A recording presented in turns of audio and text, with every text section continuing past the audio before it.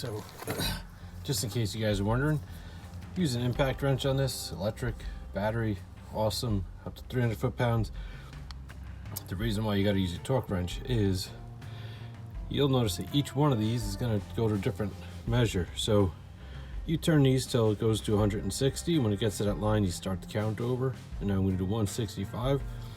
This seems to be the foot-pounds recommended by people who use these trucks. The owner's manual has a great variation to it. So some people say they do it to 150, and then some people said they did 150 and it came loose.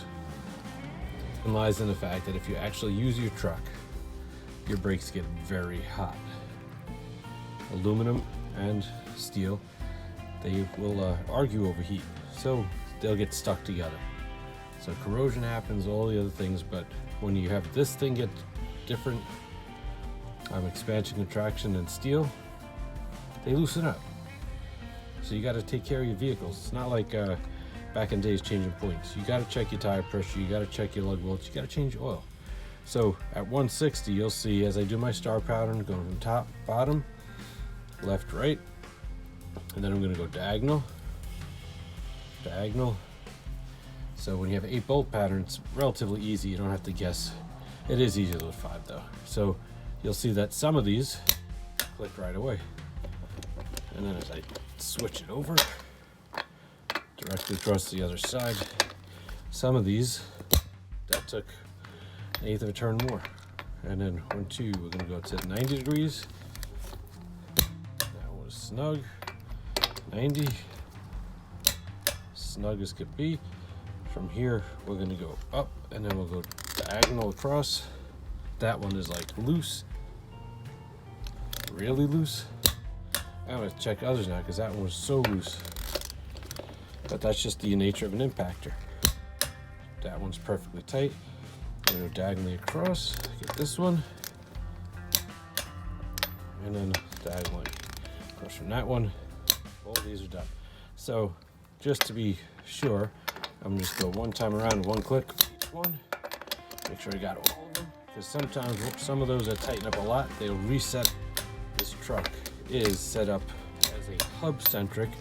It lines up with the center of this hub, not these bolts. If you have GM, it's lug centric. The lugs make it straight. Debatable which one is better. Debate it all you want. Got to do the right thing for the one that you own. See, this one got loose again. So as we're adjusting down to the corrosion, I'm gonna go one time around because some of these got looser, which means it's still accepting that oil and the hub setup that we had complained about. I'm feeling like these tires were out of center. Just one more time. Didn't change the setting on the wrench, but now they're all locked in. So this is why we use a torque wrench. See, that one loosened up again. So I'm gonna just check a few more.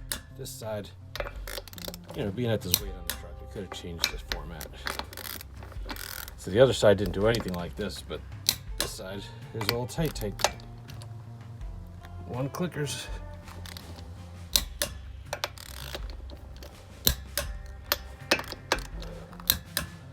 Now I could guarantee, or I could be confident, that these rims are set and everything is going to be perfect.